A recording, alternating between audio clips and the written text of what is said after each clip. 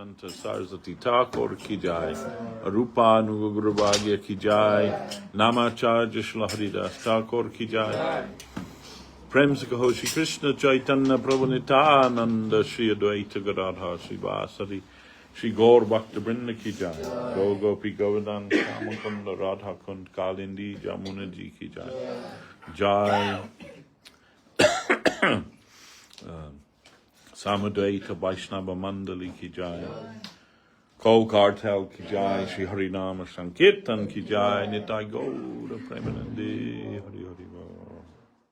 All right, so welcome everyone to our Sunday afternoon talk from the East London branch, Sri Chaitanya Saraswat Math. This is being broadcast all over the world, and we are at the present we're going through the books of our founder Acharya, our spiritual master Om Vishnupad Srila Bhakti Rakshak Sridhar Goswami Maharaj, and they're all taken from his spoken lectures in English. He spoke in English mainly between 1981 and 1988 at the time of his passing. Thank you, Dr. So, at present, we are going through the Sermons of the Guardian of Devotion, Volume 3, and this is Chapter 7, Intelligently Aware. So, somebody asked Guru Maharaj this question: what is the real meaning of the word anartha? Srila Guru Maharaj's reply: Anartha means separate interest. Krishna consciousness is causeless, nirguna. It has no end. Nirguna means that the central flow and vibration of Krishna consciousness is eternal. That wave has no end. Any interest which is separate from Krishna consciousness is anartha. Artha means necessity, and anartha is that which is not my necessity, that which is opposed to my necessity, being based on a separate consciousness and interest. So to get out of the trap of separate interest, which is misleading us, and to learn how to read the infinite, we are to identify with the universal flow or the universal wave. Doing a bit heavy on the chili there, huh? Yeah.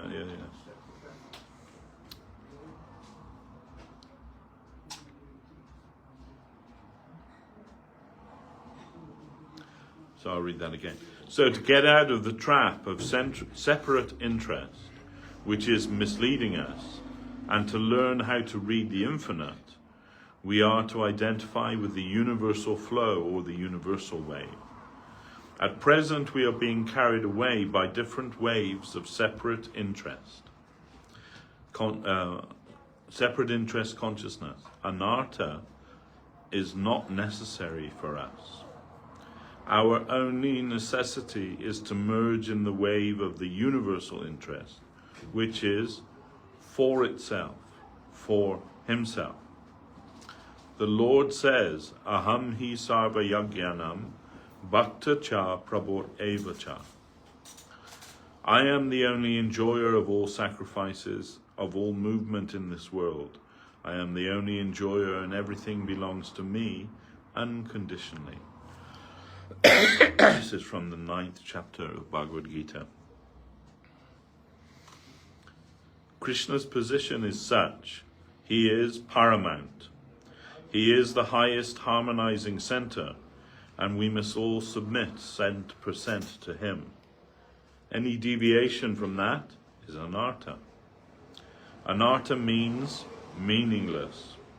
It has no meaning. The only real meaning or proper purpose worthy to be served is the connection with the universal wave, the universal movement.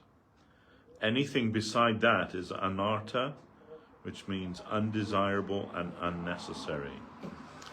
The undesirable things which won't serve any real purpose towards our cause, but the real cause of our life and the whole satisfaction of our very existence, will be found only in connection with the universal wave of the whole absolute.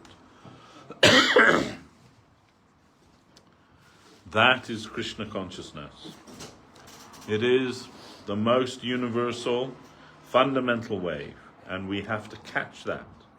Our goal, our satisfaction, and the very fulfillment of our life is only to be found there, in that layer, that plane, and not in the superficial plane of nationality interest, family interest, social service, etc., for that is all provincialism.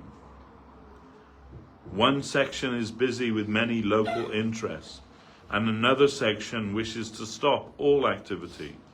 To stop one's own movement and to do away with one's own existence is renunciation or samadhi, and it is also suicidal. So we have to give up renunciation as well as enjoyment. The tendency to do evil and also the tendency to go on strike, both are to be given up in a nation.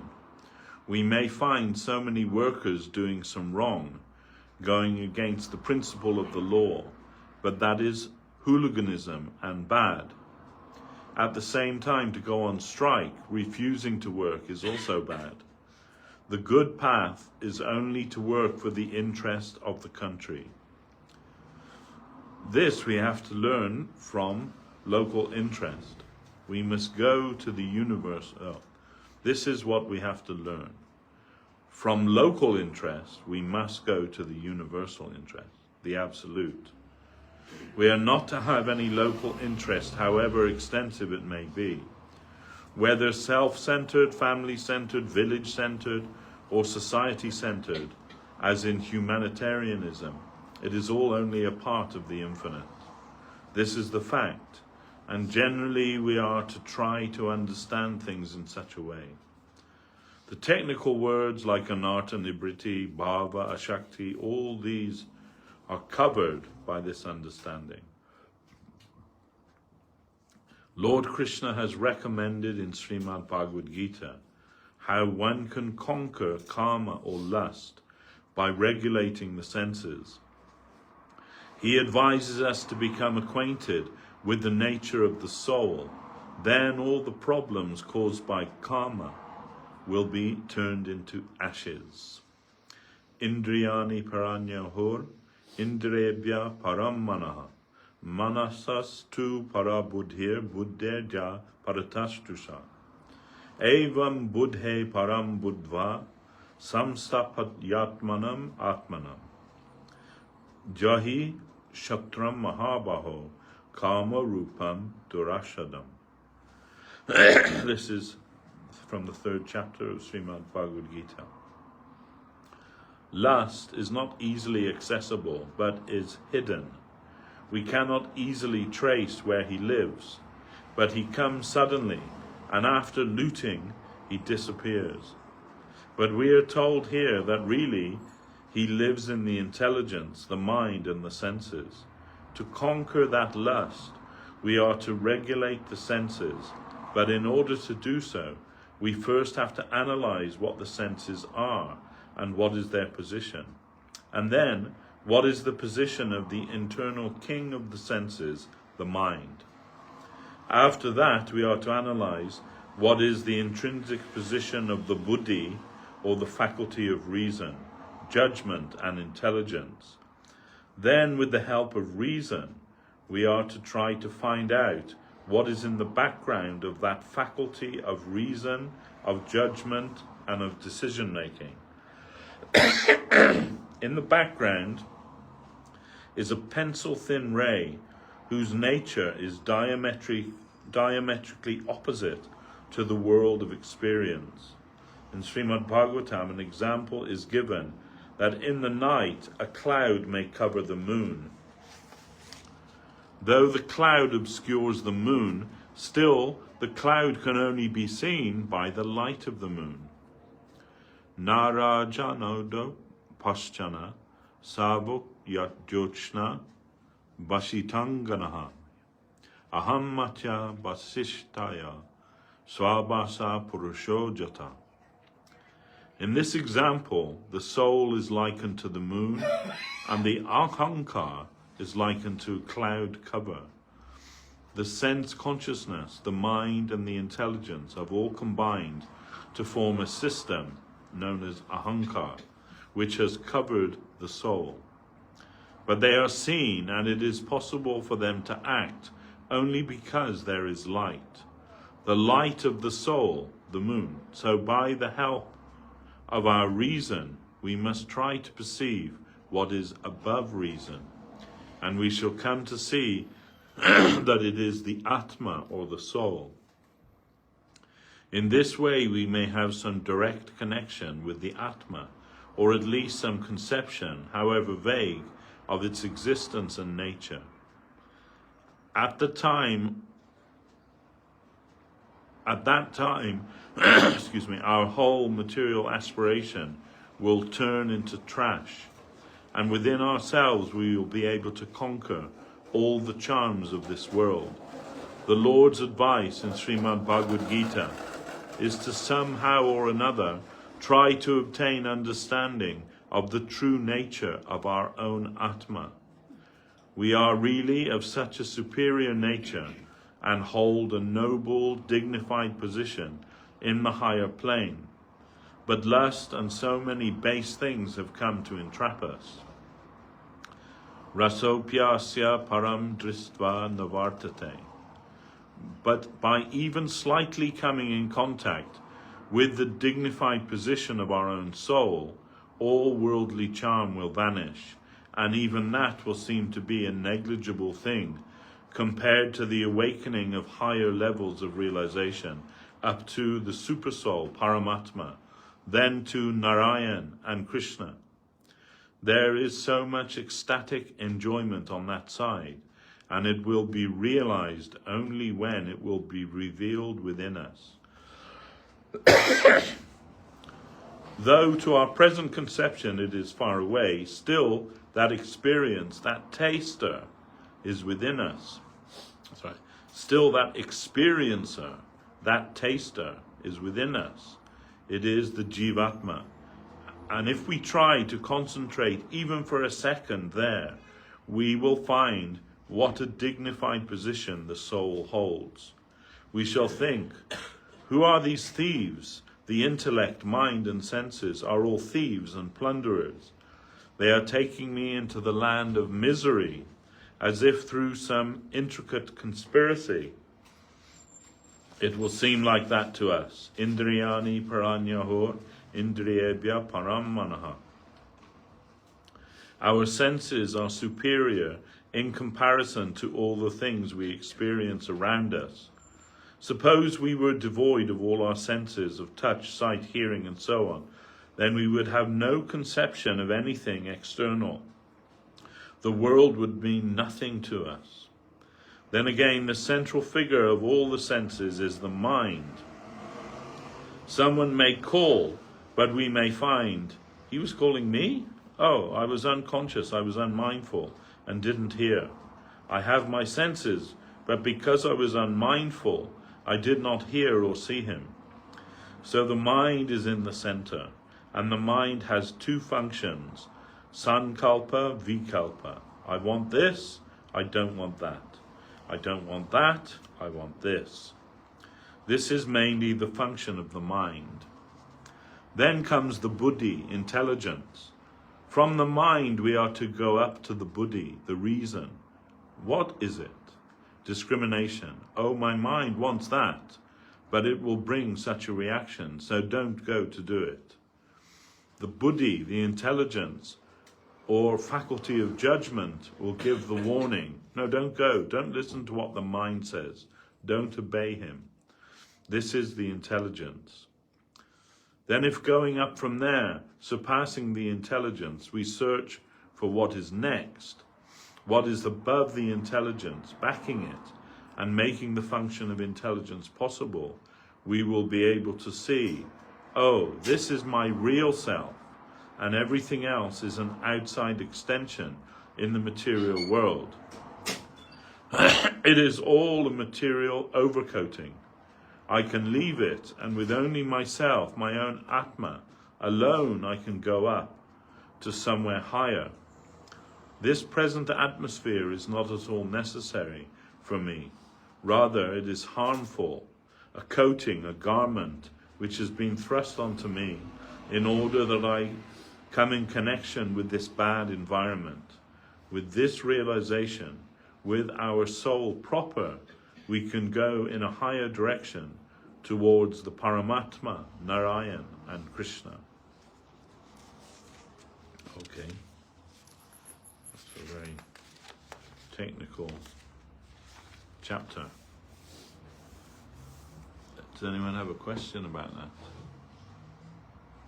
The word always described as my Atma, like it's in the second person. Yeah, it's actually, it's just a habit of our thinking, right? So we say, my hand, my face, my body, my hair, my everything, my. But we also say my soul, but it's not correct. It's I soul, right? Because it's not something that we possess. It is what we are, who we are. So, but in our language we say my soul, but it's actually incorrect if you want to be, exacting about it. You actually say I soul? Yeah, you could say I soul, yeah, but it sounds weird, but it is correct. Technically it's correct. We are not this body and have a soul. We are the soul, and we possess this body. It's kind of the opposite to how we are accustomed to thinking. How do you analyze the body, the mind, the intelligence? How do you discriminate like that? What do you mean? Well, you say in the book we read, we have to Yeah. analyze what the body is, what the mind is, Yeah. so that we can understand what the soul is. So how can we do that? Well, it is just requires a little introspection and self-examination. If we look, we can say, am I this hand? Am I this body? Am I this face? And all of those things, and quite easily we can say, no, I'm not those things, I'm something else, because all of those things change all the time. When I was a baby, I had a different body, and now I'm an old man, I have another body. But in one sense, it's a continuity, it's still the same. But where's the baby body gone now? It's not there anymore. So it's, in fact, if you want to be technical about it, scientific about it, according to modern science, the thinking is that about every 7 years we possess a completely and entirely different set of atoms that make up our body. So you can say every 7 years your body is being replenished, although you don't see that, you don't perceive that.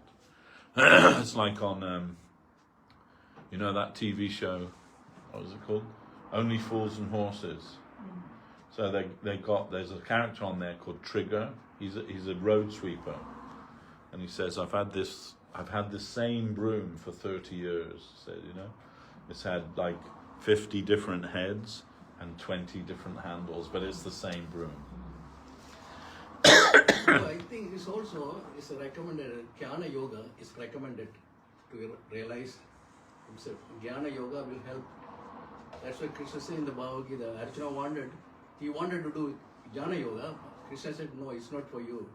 You're a Kshatriya, you have to do Karma Yoga. Right. So yeah, Jnana Yoga will help. It's a stage.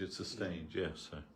But all yoga eventually leads to bhakti, as the param, the supreme yoga.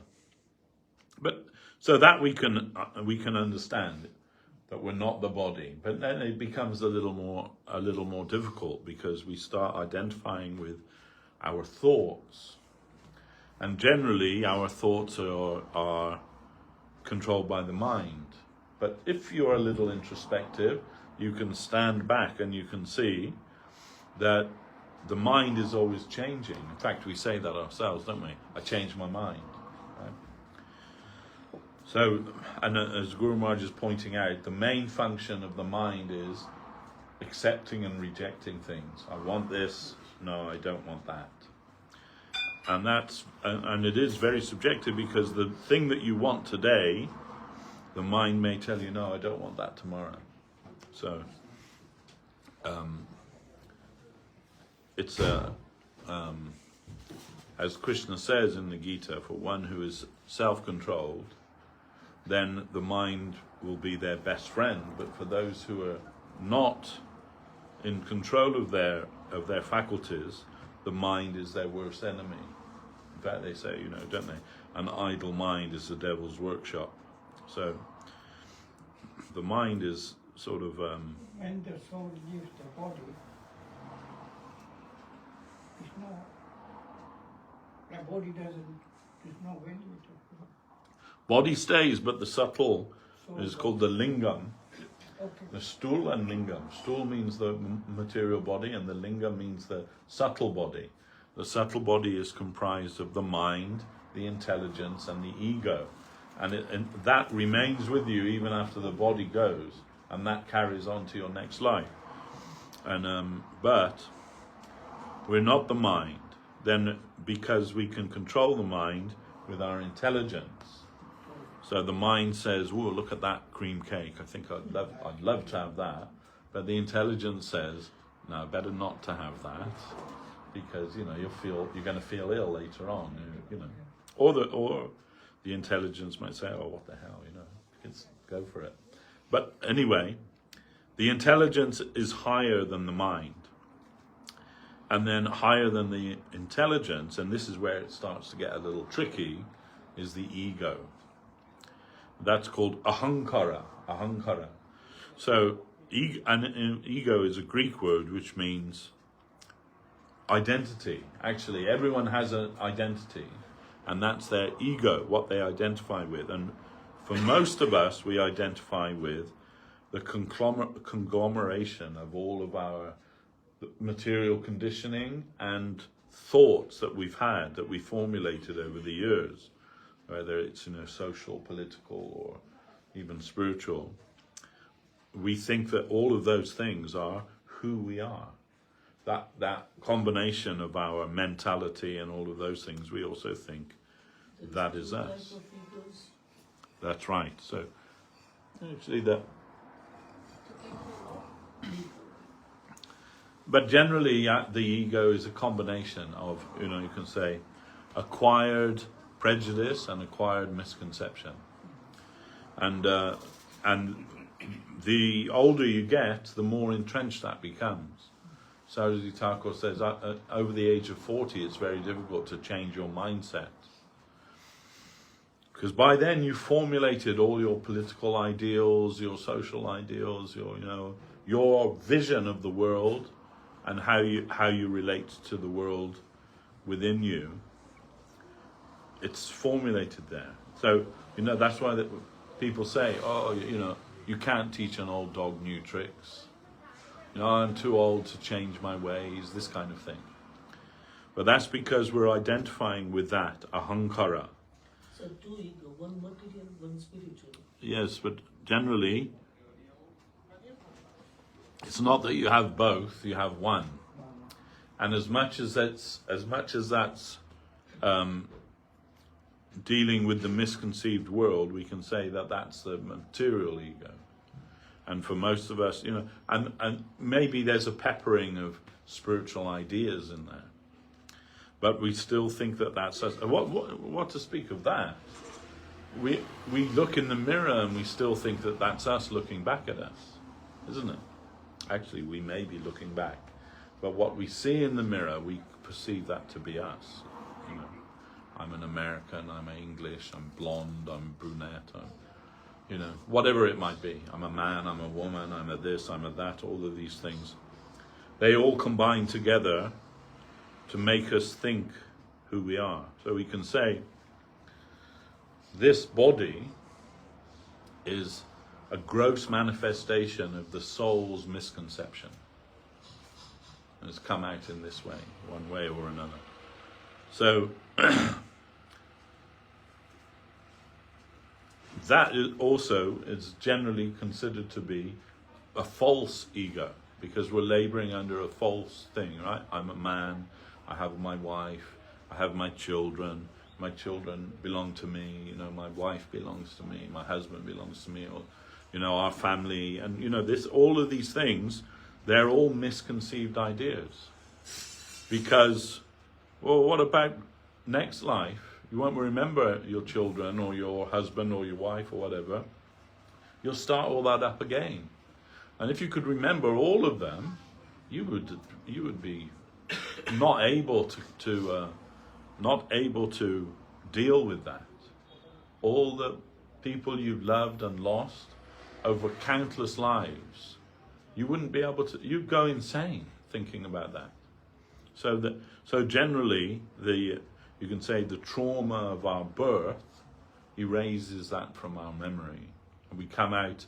When the baby's born, you can say it comes out, it's called what they call tabula rasa. It means like a blank slate. Now all the new ideas and so on can be written on that slate. Another person, but the same person. But some things, some very subtle things, they remain from our previous life. They stay with us. And they also help to mold who we are in this life. So Krishna says, Arjuna says, what if somebody is following the path of yoga and then they're not successful in this life? What is their position? Aren't they like, he says, a riven cloud with no position either in the material or in the spiritual? Right? They've given up everything to practice a spiritual discipline, and they failed in that, and now what? They've got no position anymore in the material world. They haven't been able to connect with the spiritual world. So what happens to them? Krishna said, no, not to worry. They'll be born either in a wealthy aristocratic family or in a family of yoga teachers in their next life. And they'll take up their path again exactly where they left it in their last life. So then he says, Arjuna, who does good, they can never be overcome by evil. But still, we have this problem. But it's a work in progress, right? So it's not about, dashing away our present ego, but it's about gradually transforming that from the material to the spiritual. And when our ego becomes fully spiritualized, then we are able to actually see our own self, to see our soul. You can perceive the soul. The soul can perceive the soul. But now it is covered by layers and layers of misconception from birth after birth after birth after birth. We've been accumulating all of that. That is actually closing us off from seeing our own self. What to speak of seeing Krishna? We can't see our own self. I have a question. You say that you keep the progress, like in your spiritual life, but now we are like in this era. Then, like I don't know, maybe in 30 years, it's gonna be like everything different, and intelligence is like going like lower and lower and lower. People are not thinking, and like I don't know, maybe the world is gonna change in 50 years, and because of we're in this era, like I don't know how to explain, but like how you supposed to progress if everything is just like decreasing? Like I don't know if. Yeah, I understand what you mean. This is Kali Yuga, Yeah. and that means that things are only going to get worse in this material. The age of Kali means quarrel and hypocrisy. Right now, we're on the verge of a world war. You know, if you stand back and look at it, any moment we could be thrown into a third world war. Mr. Putin's already said in the last few days, if America put troops on the ground in the Ukraine, I'm ready with nuclear missiles to fire at the USA. Well, it's game over then, isn't it? You know, and he's just crazy enough to do it too. So, you know, and I mean, there's a lot. You know, it's just increasing now, isn't it? You know, with Palestine and Israel and Syria, and like it's just going all the time. And so it's a good question. Like, in spite of all that, how do you actually maintain your spiritual life amongst all of that? Because all of that it's kind of scary, you know. Then, and naturally that will focus heavily in our consciousness, but we have to go a little deeper. Many years ago, Srila Maharaj was asked this question, and his reply was, World War III, let it be. And he said, what is that? It is a point on a line on a plane in a solid. These things, wars and everything, they're going on eternally. This is going on everywhere. One day the whole world will disappear. The sun, the moon, everything will all vanish. Maybe not in our present lifetime, but it will happen. So we have to be a little bit aloof from that, and concentrate on what is the important thing. What is the important thing? And that is the cultivation of your inner life. And that if that is fixed and that is strong, then nothing can affect you. Even an atom bomb won't affect you, because you're not this body. The body's going to die anyway. So you have to cultivate who you are within that. In fact, if suddenly it came on the news that there's a nuclear bomb heading for London, then I would say run to it. And Krishna is coming to me in the form of this. Run to it. Hare Krishna. Go. You wouldn't want to live after that. You know, like fighting with your neighbors over the last loaf of bread. I mean, seriously, you know, like and all the time, you know, your skin's falling off your body with radiation poisoning. And no, go in the blast. That those that go up in the blast, those that are left behind will envy them. Believe you me. I mean, of course, it all sounds a bit, you know, doomsday talk and everything, but who knows? But anyway, Srila Prabhupada said that also, you know, if they drop the atom bomb, I will say, Krishna is coming for me in the form of the atom bomb. Embrace it. You know, that's one of the biggest stumbling blocks to our spiritual awakening is fear. If we live in fear and make decisions only based on fear, we'll never be anything except a cowering, fearful person. Not to fear anything, because what we have to understand is there's the absolute. Krishna says this in the Gita, right? In so many places, I am the absolute truth. Everything is controlled, maintained, and destroyed by me. I am the source of everything. And everything rests upon me. But at the same time, although I am the absolute, I'm friendly to you all. So he's our friend, our best friend. He doesn't want to do anything malicious to us. So if we can believe that and understand that, then whatever comes in our front, we can understand that's meant to be for us. It's the best thing that's meant for us. And if we can go on in that way, then behind everything we'll see the smiling face of God. We'll see that he's come to teach us, to help us, to elevate us. And it requires the cultivation of faith, but not blind faith, but a reasonable faith. That he is there behind everything. I mean, he says that, right, in Gita. Not even a blade of grass moves without my sanction. So nothing can happen without his sanction. And he's friendly to us. That means he's not going to do anything to harm us, ultimately.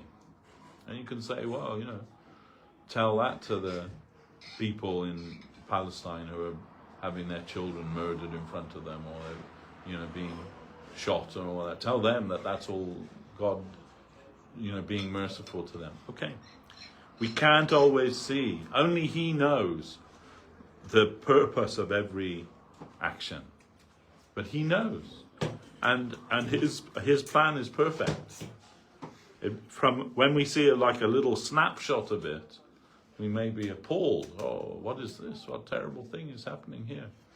But it happens again and again and again. Remember, in this material world, no one gets out alive. Every single one of us must die at some point. So the real thing is, of course, I'm talking about our body, because we, the soul, never dies. So if we cultivate the soul, if we cultivate the Atma, then when death comes, it'll just be a transition. But if you live in ignorance, this is we find in Srimad Bhagavatam that Krishna says, don't think that you'll die. This is called Pashu Buddhi. Pashu Buddhi means an animal's thinking. Animal is always thinking about whether they'll die or whether they'll live, because they have no higher knowledge. But don't be like an animal. Understand that you don't die. Even your body dies, you don't die. Even the whole world is destroyed, you are not affected by that. So you have to try to live in that plane. This is what Krishna tells Arjuna, right? Because Arjuna, he's protesting. Oh, Krishna, I have to fight. This is the whole premise of Bhagavad Gita, right? Right at the beginning, he says, Krishna, drive my chariot between the two armies. I want to see who's come here to fight. And he sees in the opposition army, he sees all his relatives, his cousins, his grandfather, his teacher. Then he says to Krishna, wouldn't it be better just to walk away from this and live in the world by begging? Wouldn't that be better? Then even if we win this, all of those with whom we wish to share this world, they'll all be dead. So what's the point of that? How can there ever be any happiness in that? I think it's better just like lay down my bow and just let it be.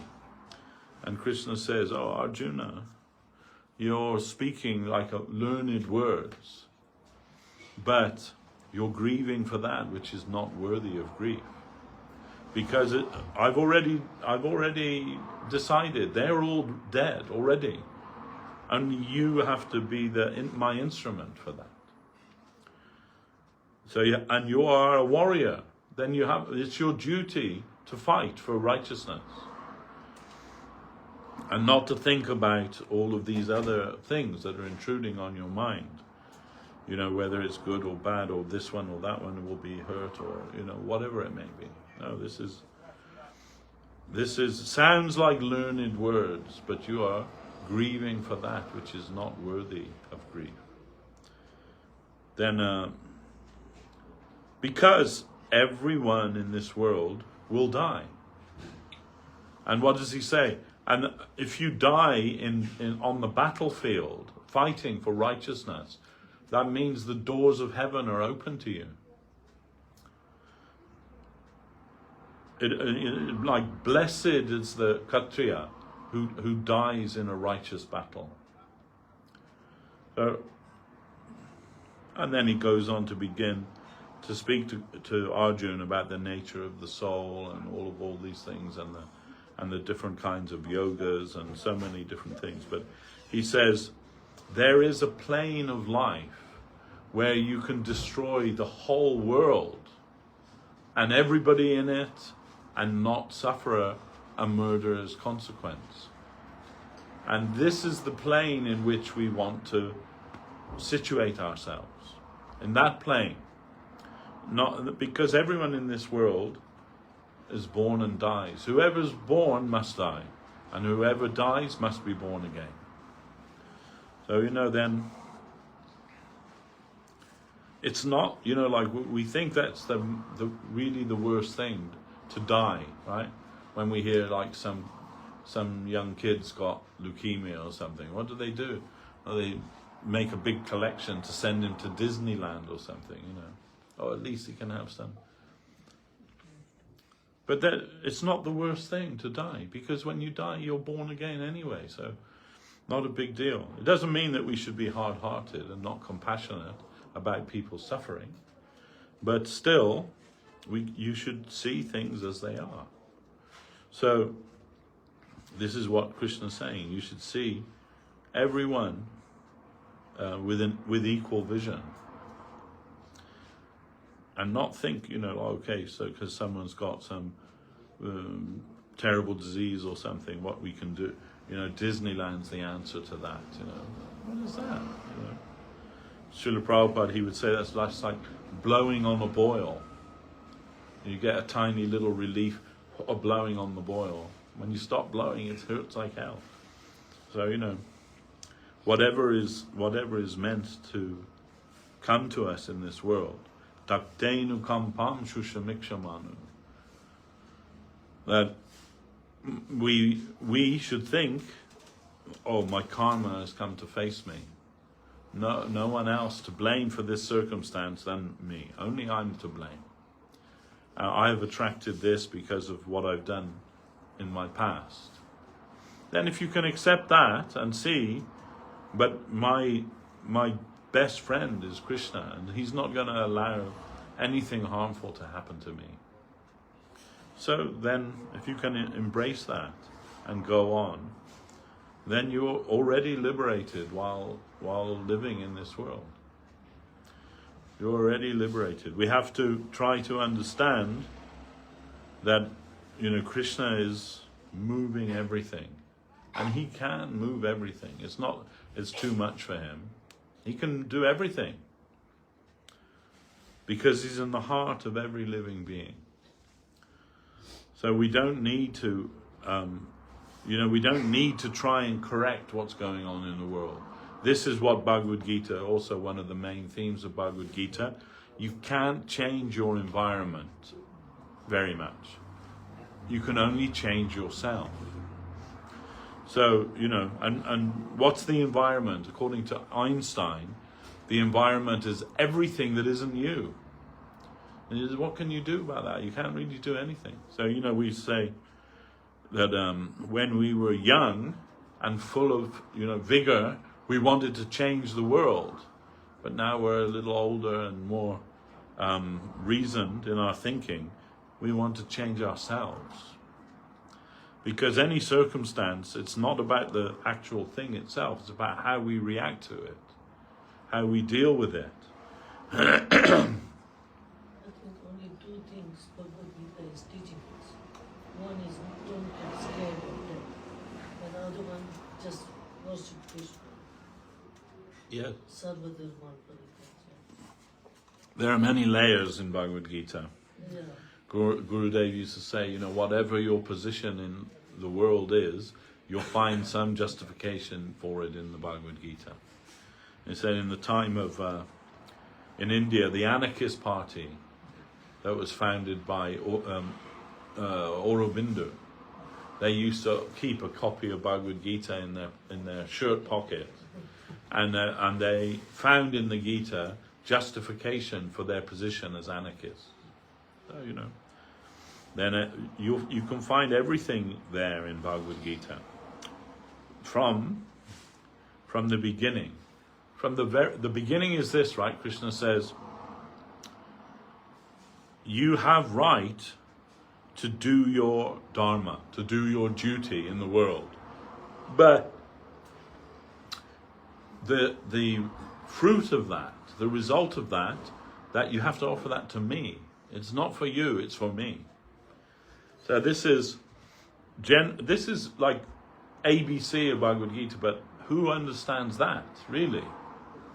That my father told me when I was a young boy, sit me on his knee for some fatherly advice. Son, never do anything for anyone unless there's something in it for you. So this is the thinking of a materialist. What's in it for me? There's no question of being selfless in any case. Only if there's something in it for me. So if you want a relationship with me in any way, you have to show me what's in it for me. Otherwise, forget it. I'm not interested. And that's the same with things too. The things of this material world. Can I utilize that for me? Or if not, I don't want it. If I can, bring it on. So this is the materialist's idea. But the spiritualists, they think that everything is meant for the satisfaction of Krishna. And we are also meant for that. If he is the Lord, if he is the creator, if he is the center of everything, and we are part and parcel of him, that means the whole point of him creating us is that we have some part to play in satisfying him. And real spiritual life begins when we understand that. And the rest of it is, like figuring out what that is. Figuring out what that purpose is in our life. But we understand that it's something greater than us. It's not just about me. It's like, and we're all guilty of that. Okay, so I'm, looking into Krishna consciousness, and I'm thinking, what will I get out of it? Will I get something good out of it? And if I conclude that yes, I will, then I'll give it a go. But and sometimes that's why people give it up. Oh, it's too difficult. It's too difficult for me. But actually, it's only difficult because we make it difficult. Because it's actually our intrinsic nature, our inner nature, is to satisfy Krishna. Then real Krishna consciousness is all about that adventure of finding out how we do that. How we do that. And in his satisfaction, we get our satisfaction. So, it's not that he needs anything from us. He's fully self-sufficient. But if we are to reach our highest spiritual potential, it must be in relation to him. He's our cause. Then that means he's our end also.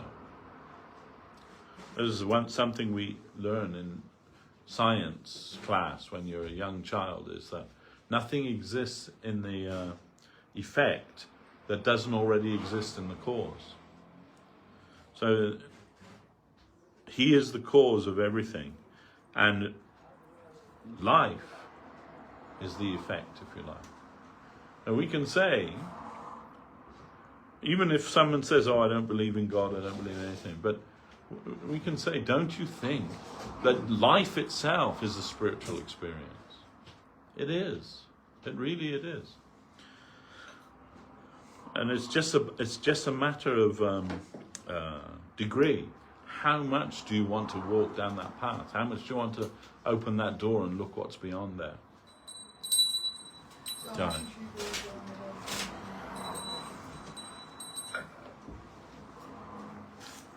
And everyone's still at a certain stage in their life, so it doesn't mean that, that everyone should be forced to do the same thing. No, because every single one of us, we've all got a different backstory, isn't it, that's brought us to where we are today. And so it's not that like one size fits all.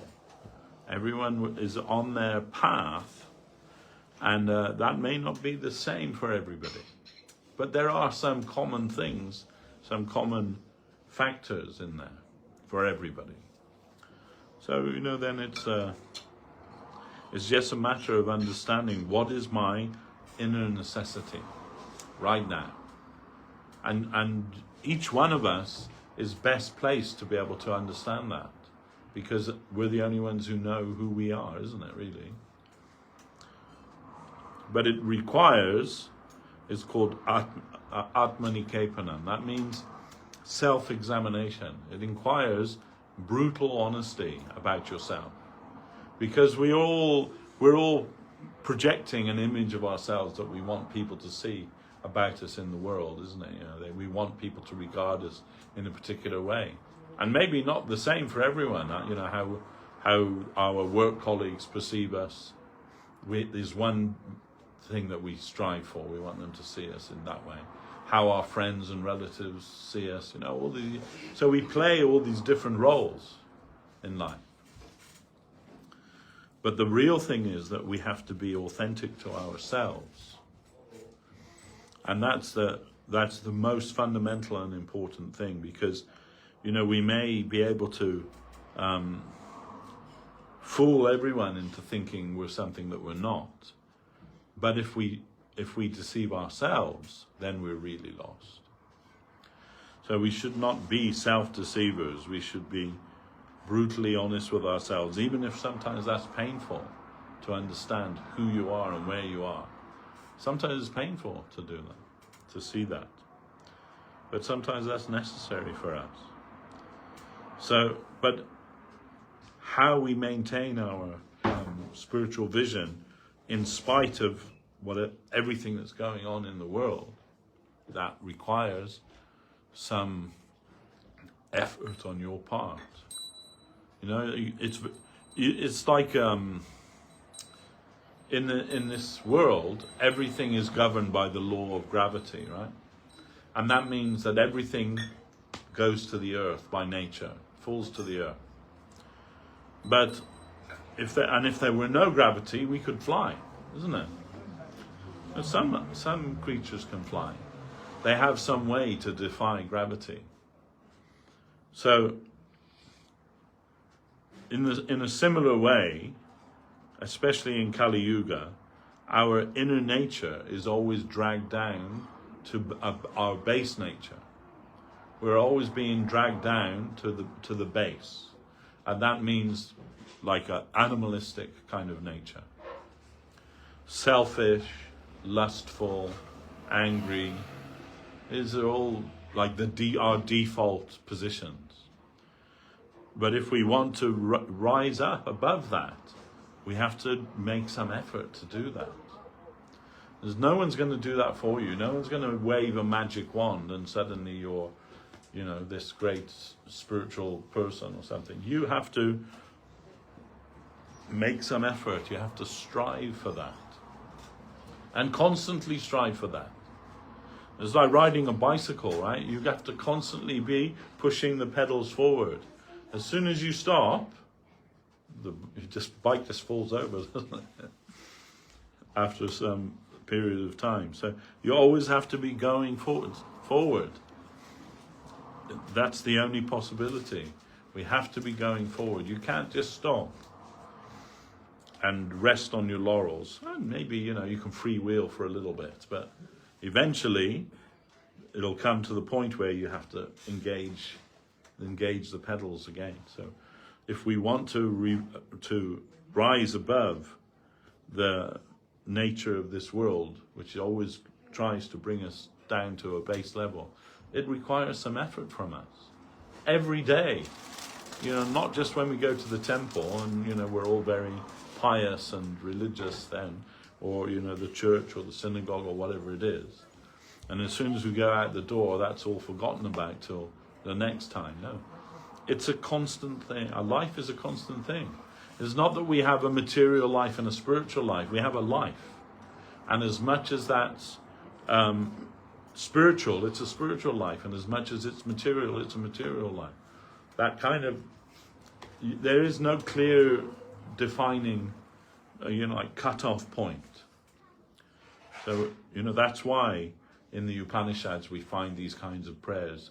Take me from darkness to light. Take me from ignorance to knowledge. Take me from suffering to joy.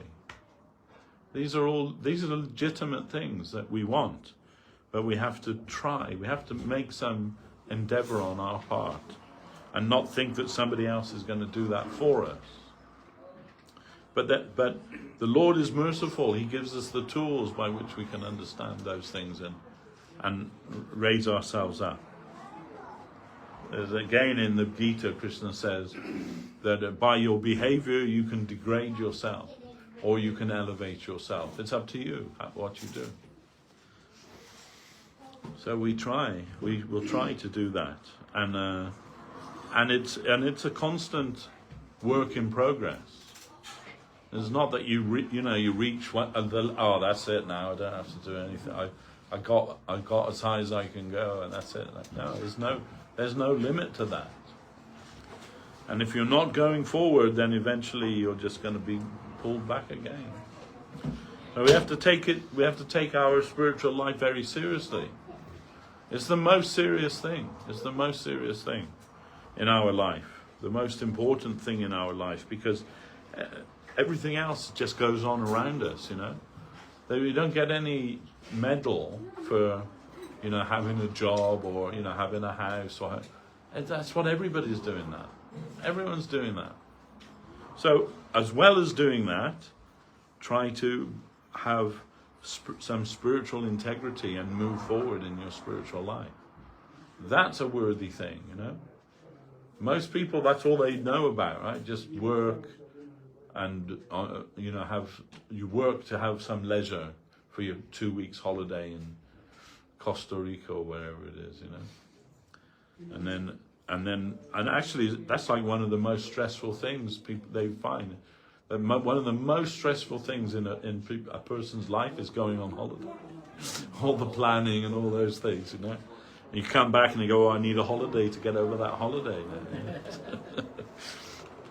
But the real thing is, we shouldn't just be living for the weekend or living for our 2 weeks holiday, to get away from the drudgery of life. We have to rise above that every day and, do what we need to do in this material world, but with detachment. We can be detached from that. It's not our everything. We're not defined by that. Especially you see that in America. You go to America and you meet somebody, almost the first question is, what do you do? Isn't it? They don't ask who are you? Their first question is, what do you do? And then, I'm a doctor, I'm a lawyer, I'm a this, I'm a that. And that's how that's the filter through which they judge you or see you, We're not. Those are just things that we do to pay the bills. And, the real thing is about who I am inside. And that cultivation, the cultivation of our spirit. It doesn't mean that you have to leave all of those things and go and find a cave to live in. In fact, that's almost impossible to do now. Maybe in India you can find some caves in the Himalayas. Find a cave here, before you know it, there'll be some guy with a clipboard saying, have you paid your cave tax? Have you got the deeds to this cave? They always want something from you, isn't it? But it's not important. The real thing is keep your head above the waterline and move and live in the world, because we all have to move and live in the world, right? Find something to do that doesn't destroy your soul, and do that. Be happy with that, and cultivate your inner self. Don't that's also important. What you do is important. You can't say, yes, I'm a very spiritual person, but my job is working in the slaughterhouse, killing cows every day. That, that's a total contradiction. You can't do that. So There's plenty of other things you can do without having to do something like that. It's not that, okay, yes, that's all good, but the most important thing is money, and from money I can do anything. No. Do what you need so that, you're not destroying your soul or destroying the world, or, to make your way in the world. There's plenty of things you can do. It's important to walk a little lightly on the earth, not to cause so much suffering or reaction, or becoming entrenched in the system. That's all secondary. And if you're lucky that you find something to do for your livelihood that you love, then all the better.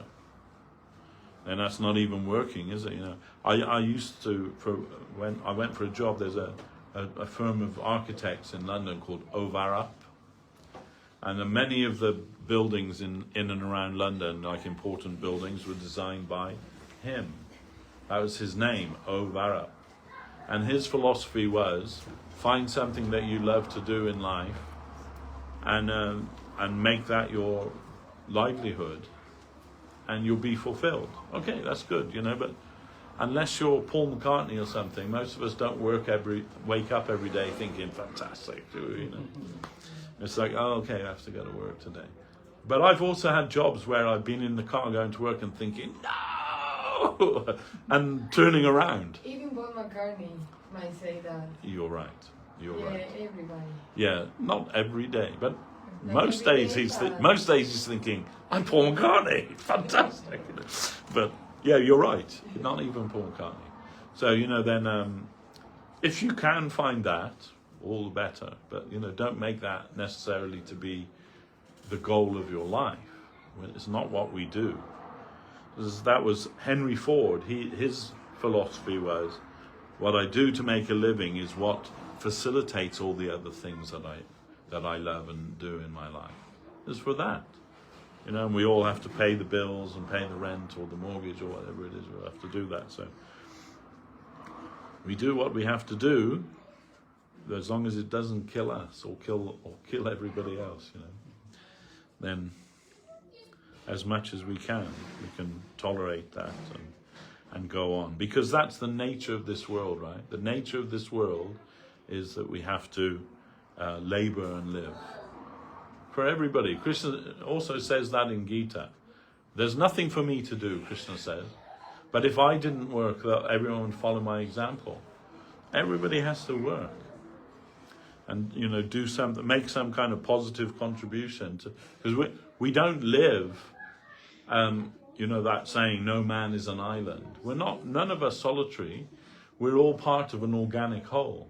So we all contribute to the world, and we all support one another, knowingly or unknowingly, in the world. That's how things work. But above that is your soul, and you mustn't sacrifice your soul for all of that, because that comes and that goes. Your real priority is your soul. Physician, heal thyself. You have to do that first. It doesn't mean, like if you see a man drowning and you can't swim, you don't say, okay, I'll be back after I've had, 3 weeks swimming lessons. You do what you can now with what you have, isn't it, to try and help that person. So it's not that we have to be, perfect to move in the world. With what we have now, we utilize that and use that. And at the same time, continue in our spiritual life. Because Bhaktisiddhanta Saraswati Thakur said, whatever is your karma, that's coming to you already. Whether you're going to be rich, whether you're going to suffer, whether they're going to be happy or unhappy. Or most of us were a little happy and a little unhappy. It's just the way of things. So there's nothing you can do to prevent that from happening. So don't waste your time with that. And conversely, there's nothing you can do to stop it happening. It's coming. So, you know, sometimes we think like that, and, oh, if I just change where I live or what I do or all of these, then I'll be happy, right? But the trouble with that is, wherever you go, there you are. You're still that same person with all the same, you know, frailties and foibles and faults and everything. So not to change the environment, but change yourself. Change yourself. Because we have some power over ourselves. We don't have any power over anyone else or over the environment, much. But we can change ourselves. And that's the all-important thing. So, you know, all of the things that are going on, they may be terrifying, actually, you know. The Madhusudana Maharaj, he never reads the news. He just finds it's too, you know, look at the news, it's just like, oh my God, what's next? You know, like, you know, terrible things that are happening in the world, you know. But whether you know or you don't know, you just have to carry on, isn't it? So try and utilize your time for cultivating your spiritual life, because that will never, you can say that, what's the word? Credit in your spiritual bank account, it won't go away. It'll stay there. But whatever you do in the world, when death comes, it's all left behind. You can't take any of that with you. Make a little empire for yourself or whatever it is, some name and fame, but 100 years from now, who's going to even remember? So, you know, what's the point of doing any of that? Just do what's, you know, concentrate on what's the real thing. And that is the awakening of your spiritual life. That's the important thing. Prabhu, excuse me, you were reading that Narayana is Paramatma, Yeah. and then you also say then Krishna. Yeah. So what is the technical difference between Narayana and Krishna? Okay, so it says Brahmeti, Paramatmeti, Bhagavan iti sabjate. That means that these are the three general aspects of divinity. First is Brahman, the impersonal energy of the Lord. And then next is the localized aspect of the Lord, the Paramatma. And finally is Bhagavan. So they're different stages, if you like. So then you can say it's like if you're waiting for a train, and in the distance you see the headlight of the train coming towards you. Maybe you've never seen a train before, you think, oh, that's what the train is, a big light. But as the train comes into the station, you can see, oh, it's full of carriages and there's so many people on there, so much variety on there. And then finally, when the door opens and the person you're waiting for comes out, you say, oh, this is what I'm looking for. So there are different aspects of the Lord. Paramatma is Narayan. And but actually Narayan is above Paramatma. Paramatma is you can say expansion of Narayan that lives in the heart of everyone and lives in every single atom. That is Paramatma. But Paramatma means witness. He's passive. He's not going to interfere with your free will. You are free to do whatever you want to do. But it doesn't mean that there's no consequence to what you do. So, in the Shweta... Confusing, Srila Prabhupada says, Lord Narayana is in Vaikuntha, Yeah. and Krishna is in Golok Vrindavan. Yeah. So it looks like there are two gods. One is in... Well, it's very confusing. We're getting to that. So, you know, first of all is after Brahman, we understand that spirit. That Shankaracharya said everything is spirit ultimately, you know. So okay. But more than that, Paramatma, that means in every atom and in every heart. In Svetashvatara Upanishad, the example has been given there. two birds sitting on the tree. One is you, the Atma, and the other is Paramatma, the witness. So we're sitting in the tree and we're trying all the different fruits that are growing in the tree. This one's sweet, this one's sour, this one's good, this one's bad. And when we become sick of that, we turn to our friend, the witness sitting in the tree, and he's waiting for us to surrender. So yes, then deeper than Paramatma is Bhagavan, the conception of Bhagavan. So that conception in Vaikuntha, that means Narayan, the four-armed Narayan. That's called Aishwarja. In Vaikuntha is Aishwarja. There is servitude and half friendship, and there's a minimal expression of rasa. So it's like the king. When the king comes out in his gold carriage, and he's with all of his titles, he's whatever, the master of the guard, or I don't know what all his titles are.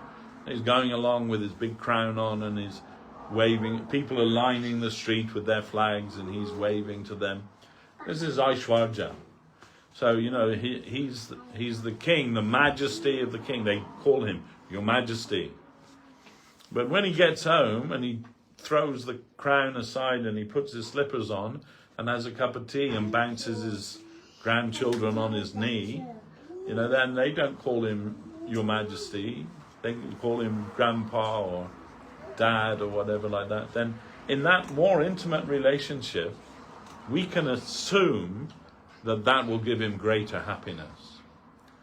Yeah, no doubt when he's going in the gold chariot and everything and waving to the people, his adoring subjects, there's some pleasure for him there.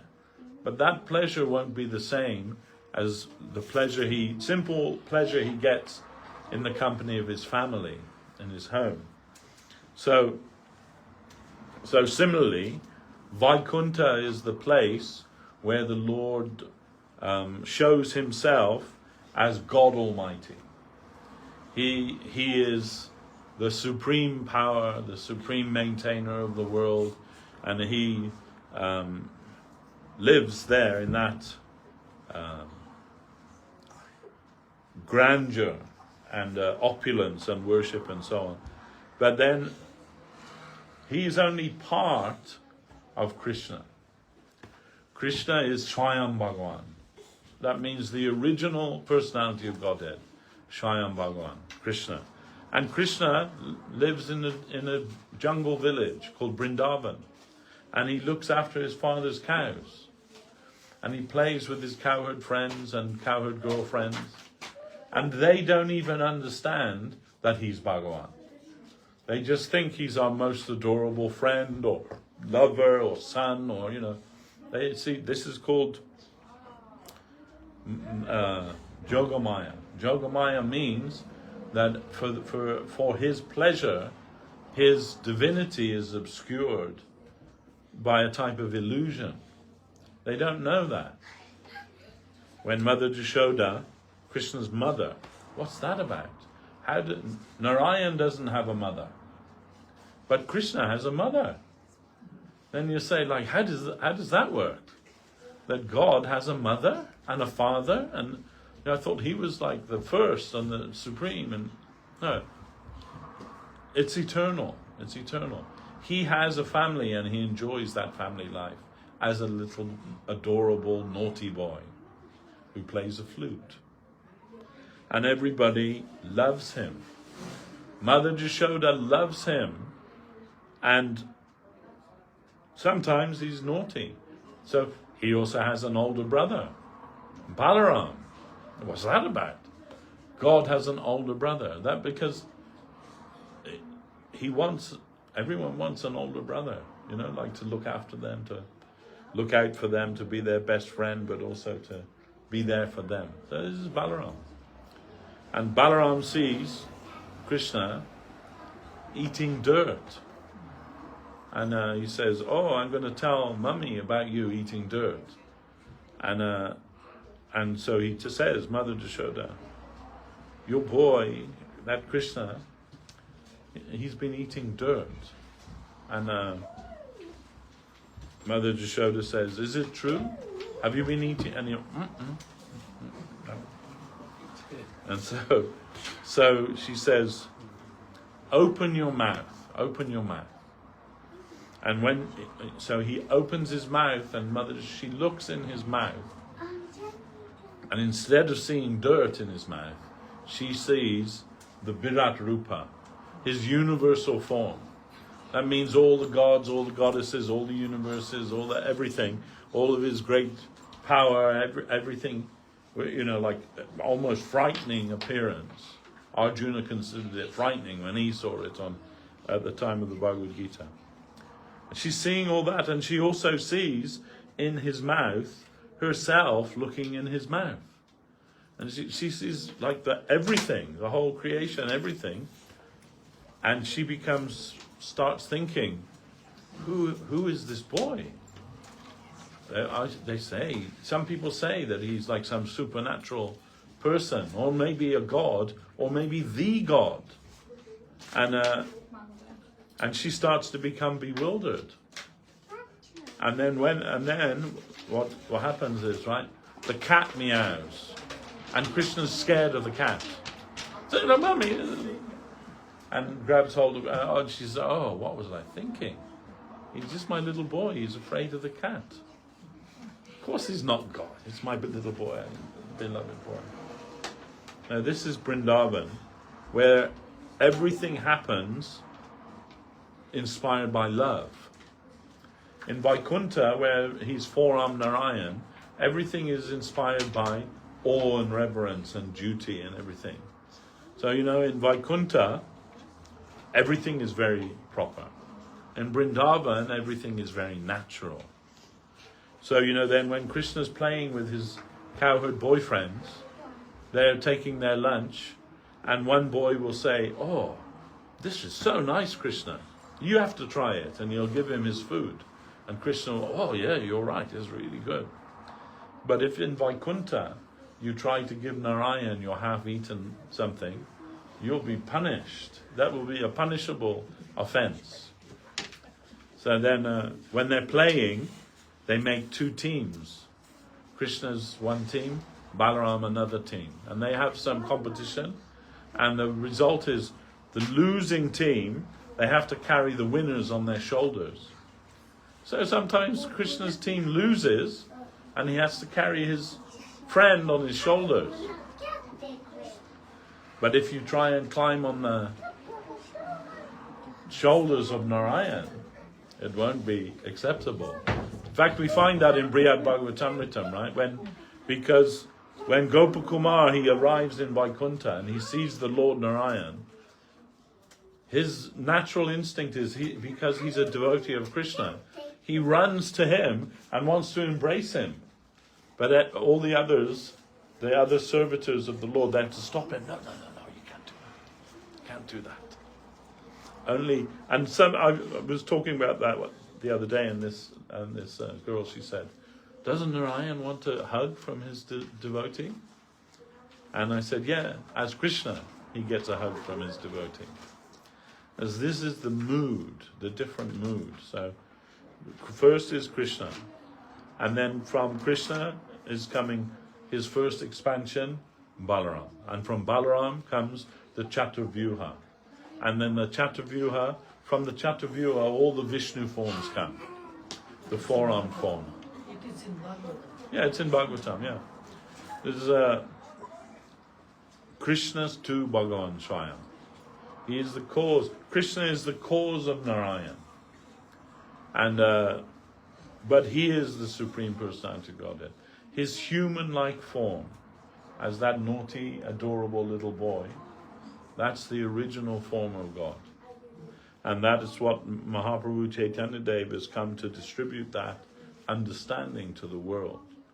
And therefore Krishna's Kaviraj Goswami, in the beginning of Chaitanya Charitamrita, he says, Anarpita chirim chirat kurone avartina kalo samarpayitam unuto jalarasam sabakti shriyam. That means, he's praising Lord Chaitanya. You have come to give what no other incarnation of God has ever given before. That is Krishna Prema. So even when Krishna came and showed his Vrindavan Leela, it was in a closed group.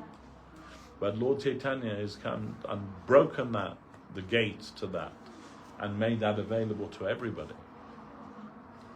So that kind of revelation has never been before been seen in the world. It is unique. And it means that this Kali Yuga, with all of its faults, is actually the best age, because the possibility for connecting with that Swayam Bhagavan Krishna has never been easier or more widely available, simply through the chanting of his holy name and through that revelation given by Chaitanya Dev. It is hidden in Bhagavatam, but given by Chaitanya Dev very extensively, very widely. So it's said actually that in this age, the gods in heaven are praying to take birth as human beings on the earth, just to take advantage of that religion that Chaitanya Dev has come to give. This Krishna consciousness movement, actually. The spreading of the chanting of the holy names of Krishna, and the distribution of Dibya Gyan, spiritual knowledge, real spiritual knowledge, is available to everyone. And Bhaktivinoda Thakur has said the day will come where every intelligent man and woman in the world must recognize that the highest religious idea is that given by Chaitanya Dev, the religion of love. So that day is coming. And when that day comes, all other religious ideas, everything will disappear. And only his Prema Dharma. Prema Dharma means the Dharma of ecstatic, joyful love, that will remain. It's a good time to be here.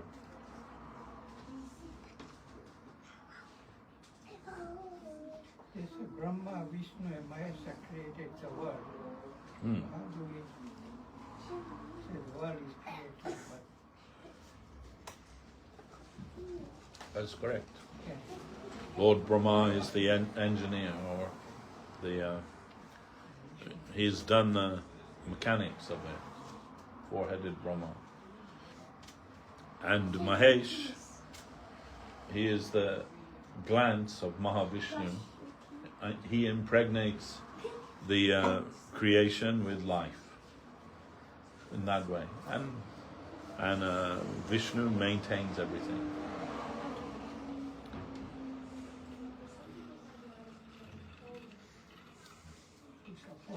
Then create and destroy. Yeah, that's going on in a cycle. So just going around and around and around it. Always there is creation, maintenance, and ultimately destruction or pralaya. It is everywhere, from the minute atom to the whole universal creation. It's created, it exists for some time, it is destroyed. And then again, the cycle begins again. It's just the way things are. They say, that is practically infinite universe. Because it's not actually. It has its limitation, even the universe has its limitation. But from our perspective, it's practically unlimited. We cannot calculate. It is something like Guru Maharaj says, infinity is something like zero. 0 plus 0 is 0. 0 minus 0 is 0. 0 multiplied by 0 is 0. So infinity is something like that. Infinity plus infinity is infinity. Infinity minus infinity is infinity. And whichever way you want to calculate it, the answer is always infinity. If you put Krishna in front, Krishna is, that infinity is Krishna. Krishna. It is Krishna. And he is everything, but he is accessible to us. We seem to be kind of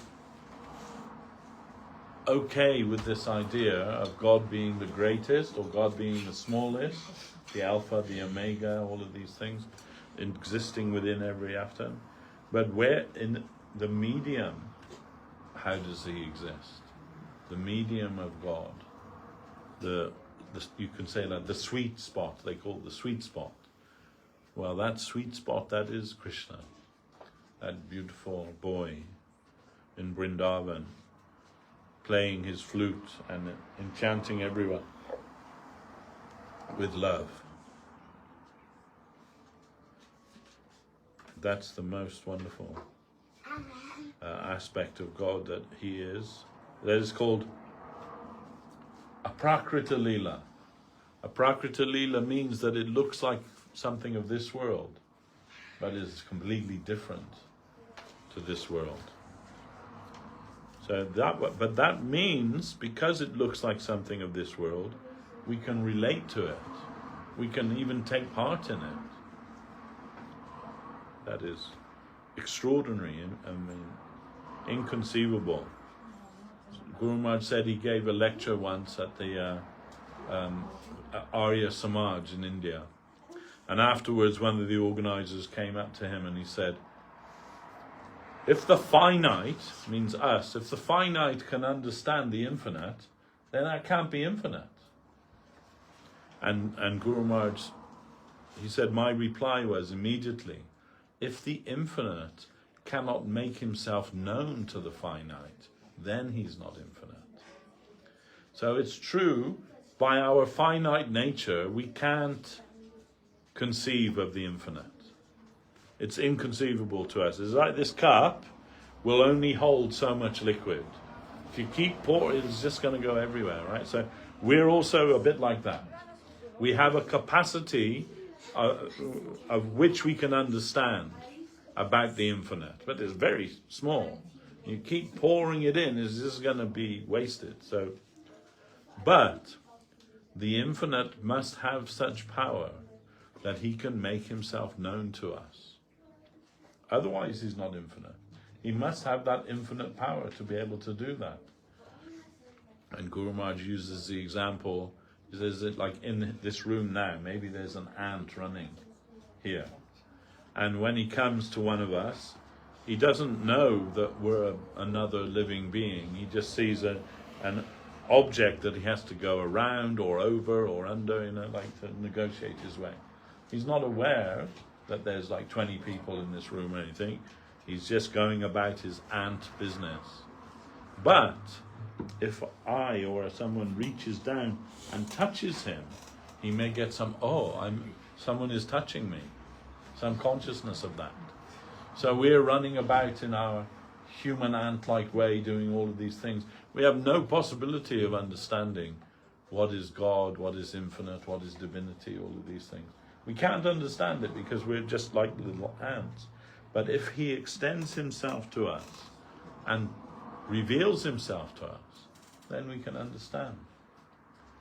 When Krishna was in the assembly of the Kurus, then Duryodhana made a plan to capture Krishna. So Krishna was there as an ambassador for the Pandavas. He wants to stop the upcoming war. So he's gone to try and broker some peace with them. But Duryodhana, he wants war. By hook or by crook, he wants war. And he thinks, if we can capture Krishna, the Pandavas will become so despondent that we have their friend in prison. They'll just give up and we'll be able to defeat them. So then Krishna's there, he walks into the assembly. In various areas, Duryodhana's posted people with chains and shackles. They're going to capture Krishna. Chains and shackles. And Krishna immediately understands. So he just immediately shows that Virat Rupa, that universal form. And then he looks at Duryodhana and says, where will you put your shackle and your chain, Duryodhana? Like, this is like inconceivable. Where will you tie your chain? Anyway, everyone's seeing and they're like amazed to see Krishna, his universal form, Virat Rupa. But Dhritarashtra, the king, he's blind, he can't see anything. Blind from birth. Then he says, Krishna, I can understand that everyone is seeing your universal form, but I cannot see because I have no eyes. Then just for a few minutes, give me eyes so that I can also see. And Krishna says, King, it's not about whether you have eyes or not. If I say you can see me, you can see me. You don't need eyes, then you see me. And then also Dhritarashtra was able to see Krishna's universal form, Virat Rupa. So it's all down to his, you can say, all rights reserved by him. If he wants to make himself known to us, we can know him. Otherwise, not possible. And this is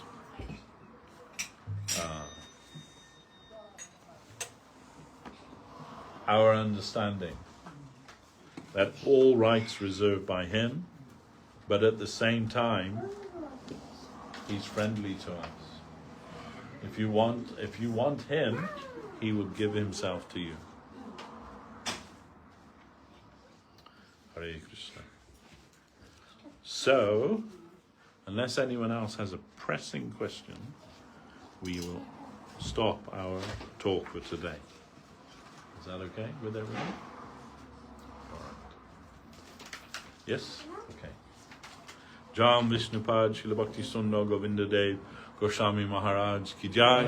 Jam Vishnupad Srila Bhakti Rakshak Sridhar Dev Goswami Maharaj ki jai. Jai Nitya Leela Vishnupad Bhagavan Srila Bhakti Siddhanta Saraswati Thakur ki jai. Rupanu Guru Bhagya ki jai. Jai Sri Chaitanya Saraswata Acharya Vrinda ki jai. Jai Sri Chaitanya Mahaprabhu ki jai. Harinam Sankirtan ki jai. Nitai Gaura Premanandi.